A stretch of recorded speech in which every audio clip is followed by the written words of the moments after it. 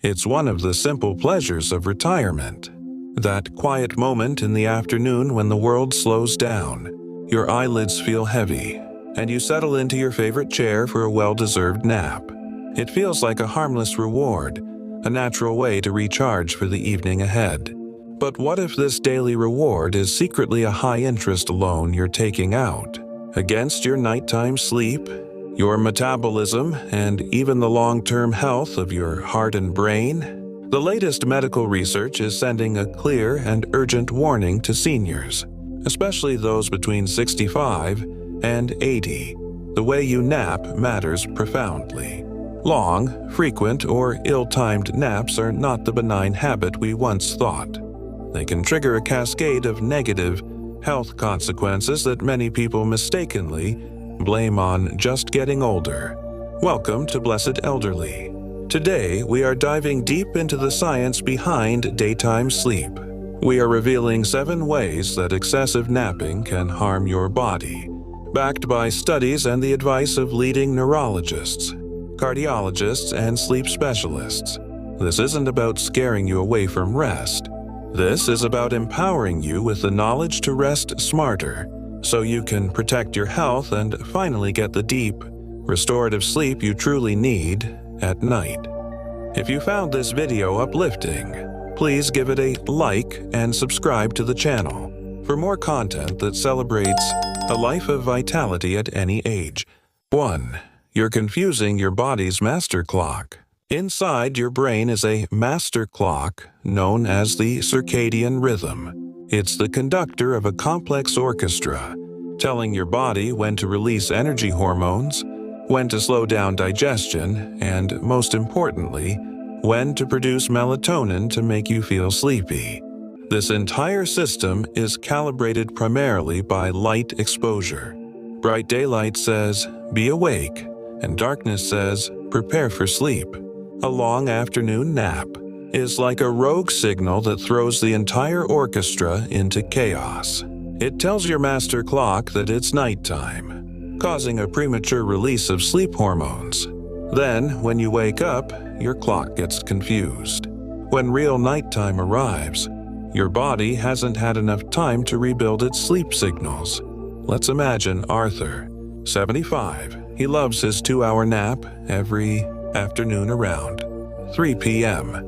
He wakes up feeling a bit groggy, but figures it's worth it. But then 11 p.m. rolls around and he is inexplicably wide awake. He tosses and turns, frustrated, wondering why he can't sleep despite feeling tired earlier. His body is out of sync.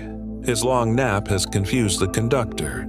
As sleep specialist Dr. Robert Harrison explains, long naps tell the body it doesn't need as much sleep at night, leading to a frustrating cycle of nighttime restlessness. 2. You're erasing your sleep drive. Think of your need for sleep like a sleepiness savings account. From the moment you wake up, your body starts making deposits into this account. This is called sleep pressure or sleep drive. By the end of the day, your account is full, and your body is ready to cash in on a full night of deep, restorative sleep. A long daytime nap is like making a huge withdrawal from that account midday. When you nap for an hour or more, you erase a significant amount of the sleep pressure you've built up. Come bedtime, your account is half empty. Your body simply isn't tired enough to fall asleep easily or stay in the deep stages of sleep.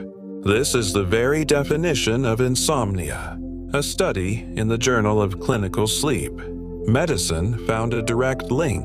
Older adults who napped for over an hour were significantly more likely to suffer from nighttime insomnia. Arthur experiences this every night. He lies in bed feeling sleep bankrupt. His body isn't demanding rest because he already spent his savings on the afternoon nap.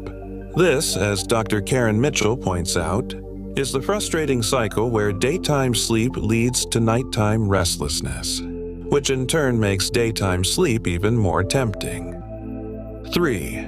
You're hitting pause on your metabolism. Your body's metabolism is designed to be active during the day, burning calories and digesting food efficiently. When you take a long nap, especially after a meal, you hit a giant pause button on this entire process. Your metabolic rate plummets while you sleep. This means that for those 1-2 hours of napping, you are burning significantly fewer calories than if you were sitting, reading, or even watching television. Over time, this contributes to gradual weight gain, particularly stubborn belly fat.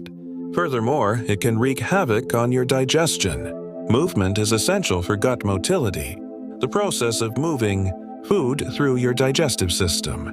When you lie down for a long nap after lunch, digestion slows to a crawl. This is a primary cause of acid reflux, bloating, and indigestion in seniors. Arthur has been struggling with both issues. He's gained a stubborn roll around his middle, and his post-lunch naps are often followed by uncomfortable heartburn. He blames his age, not realizing his sleep habits are a major contributor, as explained by metabolic specialist Dr. Stephen Langley. Worse, research in diabetes care has linked long naps to a higher risk of insulin resistance, a precursor to type 2 diabetes. 4. You're robbing your brain of its nightly cleanup crew. This is one of the most serious and least known dangers. While you sleep at night, your brain engages in a critical maintenance process. It clears out metabolic waste and toxic proteins, including the beta-amyloid plaques that are linked to Alzheimer's disease. This vital cleanup crew works most effectively during the deepest stages of your nighttime sleep. As we've learned, long daytime naps steal your deep sleep at night. By reducing your sleep drive, you spend less time in these restorative deep sleep stages. Consequently, your brain's cleanup crew has less time to do its job. A landmark study in the journal Alzheimer's and Dementia found that seniors who napped for more than an hour a day had a significantly higher risk of cognitive decline. Arthur has been feeling the effects. He complains of brain fog and has frustrating memory lapses. He can't recall names like he used to. He assumes it's just an inevitable part of aging. He doesn't connect his fuzzy thinking to the fact that his napping habit is robbing his brain of its essential nightly detox, a point stressed by neuroscientist Dr. Elizabeth Carter. 5. You're putting your heart on a roller coaster. Your cardiovascular system thrives on rhythm and consistency. Long, excessive naps can put your heart and blood vessels on a dangerous roller coaster. Here's how. When you fall into a deep sleep, your heart rate and blood pressure naturally drop. When you wake up abruptly from a long nap, your body has to work hard to quickly bring them back up to waking levels. This constant, significant fluctuation can put unnecessary strain on your cardiovascular system over time. Research backs this up. A major study in the American Journal of Cardiology found that long nappers, over an hour, had a 25% higher risk of developing high blood pressure. Arthur sometimes experiences this directly. He occasionally wakes from his 2-hour nap feeling dizzy, with his heart pounding. This is his body signaling that it's struggling to recalibrate after the sudden shift. Cardiologist Dr. Mark Holden warns that this repeated strain is a serious concern. Furthermore, research presented to the European Society of Cardiology has linked long naps over 90 minutes to poor circulation and an increased risk of stroke. 6. You're accelerating muscle loss, sarcopenia. Every hour you spend napping is an hour you are not moving. For a senior, this equation is critical. Inactivity is the primary accelerator of sarcopenia, the age-related loss of muscle mass and strength. Your muscles require regular engagement to stay strong. When they aren't used, your body begins to break them down. This is why maintaining strength and mobility is a daily fight, and excessive napping is a form of surrender in that fight. A study in the Journal of Aging and Physical Activity showed a direct correlation. Seniors who took long naps were significantly less active overall, leading to weaker muscles and slower reflexes. Arthur feels this in his bones. Getting up from his favorite napping armchair seems to require more effort each month. He feels less steady on his feet. He doesn't realize that his 2 hours of daily inactivity during his nap are directly contributing to the gradual weakening of his foundational muscles, as mobility specialist Dr. Patricia Owens explains. 7. You're creating a recipe for low mood. Finally, excessive napping can be a major contributor to poor mental health, including symptoms of depression and anxiety. There are 3 key reasons for this. Reduced light exposure.